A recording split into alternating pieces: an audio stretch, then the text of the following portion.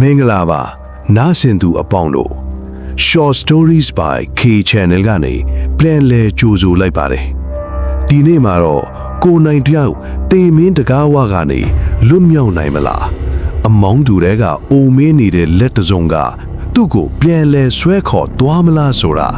ကြောချမ်းစွာဇလန်းဖြစ်တဲ့အေဂျိုအပိုင်းနှစ်ကိုအတူတူနားဆင်ကြည့်လိုက်ကြရအောင်ကိုနိုင်တတိပြန်ဝင်လာချိန်မှာတော့သူဟာကျမ်းပြင်ပေါ်မှာမဟုတ်တော့ပဲတန်ချီတက်နေတဲ့ကုတင်ဟောင်းတစ်ခုပေါ်မှာလက်ပြန်ကျူးတုတ်ခံထားရပါပြီအခန်းထဲမှာမောင်မဲနေပြီးအုတ်တိုးတိုးအနံ့တစ်ခုကနှာခေါင်းလေးကိုစူးရှာစွာတိုးဝဲနေပါတယ်ဘေးကစပွဲပေါ်မှာတော့ရေနံစီမီးအိမ်လေးတစ်လုံးလေးနေတယ်အလင်းရောင်မှိန်မှိန်အောက်မှာကိုနိုင်မြင်လိုက်ရတဲ့မြင်ကွင်းကြောင့်သွေးပြက်မတက်ချသွားပါတယ်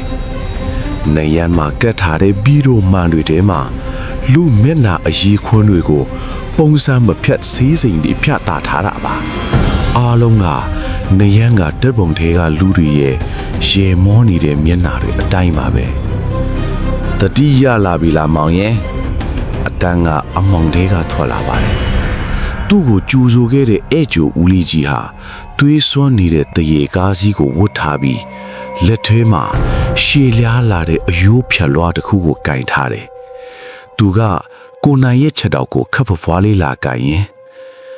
မောင်ရဲ့အရေးပြားကတော်တော်လေးချောမွေတာပဲ။ခွာရတာတန်မှုရှိမှာပါ။ငါကဓာရီကိုစူဆောက်ရတာဝါသနာပါတယ်လေ။အသားတွေကိုတော့အနောက်ဘက်ကတောခွေးတွေကိုကျွေးလိုက်ရင်တဲလွန်စွာကြောက်တာပေါ့။ဦးလေးကြီးကလွှားကိုကိုနိုင်ရဲ့ခြေလုံးသားကတ်လိုက်တဲ့အချိန်မှာကိုနိုင်အသက်လူပြီးယုံကန်ပါတော့တယ်။ကံကောင်းချင်တော့သူယုံလိုက်တဲ့ကရှင်နဲ့ကတင်ဘေးကရေနှင်းစီမိအိမ်မောင်းချသွားပြီးကတင်ဘိုကအိယာကင်းဟောင်းတွေကိုမီးဆွဲသွားပါတယ်။ဟေးမလို့နဲ့ငါပစ္စည်းတွေပြက်ကုန်တော့မယ်။ဦးလေးကြီးကသူ့ရဲ့စူဆောင်းမှုတွေမီးလောင်မှာကိုစိုးရင်ပြီးမီးကိုအသေးအတန်တွားငင်းငိချိန်မှာကိုနိုင်ဟာကတင်တိုင်းနဲ့ကျိုးကိုပွတ်တိုက်ပြီးဖြတ်လိုက်နိုင်ပါတယ်။အသားတဲ့ကျိုးရှိပြီးသွေးတွေထွက်နေပြီမဲ့သူကယူမဆိုင်နိုင်တော့ပါဘူး။ကိုနိုင်အခန်းထဲကဝတ်ရောင်သုံးမရပြေးထွက်လာချိန်မှာဦးလီကြီးကနောက်ကနေတားဓာကြီးတစ်ချောင်းကိုကိုက်ပြီးထက်ချက်မကွာလိုက်လာပါတော့တယ်။မိုးတဲထဲမှာကိုနိုင်ဟာလမ်းမသိပဲတောထဲကိုတိုးဝင်ပြေးပါတယ်။နောက်ကနေ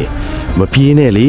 မောင်ရင်ကိုငါလတ်လတ်ပပတင်ထားပေးမှာပါဆိုခဲ့အေးဆက်ဆုံးအော်တန်ကြီးကကပ်ပါလာတယ်။ပြေးရင်လွာရင်လက်အစုံမှာ6ကန်းပတ်တစ်ခုကိုရောက်သွားပါတယ်။နောက်ကနေဦးလေးကြီးကဓားကိုမြောက်ပြီးခုတ်ဖို့ပြင်လိုက်တဲ့ခဏမှာပဲကိုနိုင်ကဘေးကိုရှောင်လိုက်ပြီးမြေပြင်ပေါ်ကတစ်ကွိုင်း6နဲ့ဦးလေးကြီးရဲ့ခြေထောက်ကိုလမ်းထိုးလိုက်ပါတယ်။ဦးလေးကြီးဟန်ချက်ပြက်ပြီး6သေးကိုလွင့်စင်ကျသွားချိန်မှာတော့စူစူဝဝအော်သန်ကြီးကတောအုပ်တစ်ခုလုံးဟိုင်းသွားပါတော့တယ်။ကိုနိုင်ဟာမိုးသေးလေထဲမှာနာရီပေါင်းများစွာဆက်ပြေးရင်းနောက်ဆုံးလမ်းမကြီးပေါ်ကိုရောက်ခဲ့ပါတယ်။ကံကောင်းထောက်မစွာနဲ့ကင်းလွင်နေတဲ့ရဲကားတစ်စီးနဲ့တွေ့ခဲ့ရပါတယ်။နောက်ရမှာရဲတွေကအဲ့ဒီအိမ်ကြီးကိုတွားရောက်စစ်ဆေးခဲ့ကြပေမယ့်အိမ်ကြီးကမီးလောင်ပျက်စီးနေပြီးအိမ်ထဲမှာရော6ထဲမှာပါဘသူအလောင်းကိုမှရှာမတွေ့ခဲ့ပါဘူး။ဒါပေမဲ့နောက်တနေ့ကိုနိုင်ရဲ့ကားနောက်ခန်းထဲမှာတော့စာတစောင်ရောက်နေခဲ့ပါတယ်။မောင်ရင်ရဲ့မျက်နှာကအယမ်းလှတယ်။နောက်တစ်ခါလမ်းမအောင်ကထပ်ဆောင်နေမယ်။ကိုနိုင်တကူလုံးစိတ်တက်သွားပါတယ်။အဲ့ဒီ psychopath ဦးလေးကြီးဟာ6ထဲကျပြီးတင်သွားခဲ့တာလား။ဒါမှမဟုတ်ဒါကသူ့အတွက်အရာအလုံးရဲ့အစလား။ဆက်လန်းရဲ့အစုံသက်မှာကိုနိုင်ဟာလွတ်မြောက်လာခဲ့ပြီးလူသက်သမားကြီးရဲ့အော်တန်းဟာ6ကံပါးထဲမှာပျောက်ကွယ်သွားခဲ့ပေမယ့်သူချန်ထားခဲ့တဲ့အမောင်ရိတ်လာကိုနိုင်ရဲ့ဘဝတွေကနေဘယ်တော့မှထွက်ခွာသွားမှာမဟုတ်တော့ပါဘူး။ဒါပေမဲ့